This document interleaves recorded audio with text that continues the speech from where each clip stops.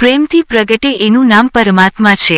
પૂજ્ય શ્રી પ્રફુલ્લભાઈ શુક્લ, પારનેરા પાસે ચીચવાડા ગામમાં ચાલી રહેલી આંતરરાષ્ટ્રીય કથાકાર પૂજ્ય શ્રી પ્રફુલ્લભાઈ શુક્લની 894મી શ્રીમદ ભાગવત કથામાં આજે શ્રી કૃષ્ણ જન્મ ઉત્સવ ધામધૂમથી ઉજવાયો હતો।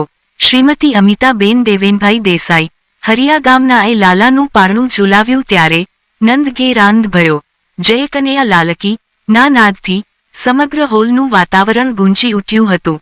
પૂજ્ય શ્રી પ્રફુલ્લભાઈ શુક્લે કહ્યું હતું કે પ્રેમથી જ પ્રગટે એનું નામ પરમાત્મા છે। ચીચવાડા ગામ આજે ગોકુલ બને છે।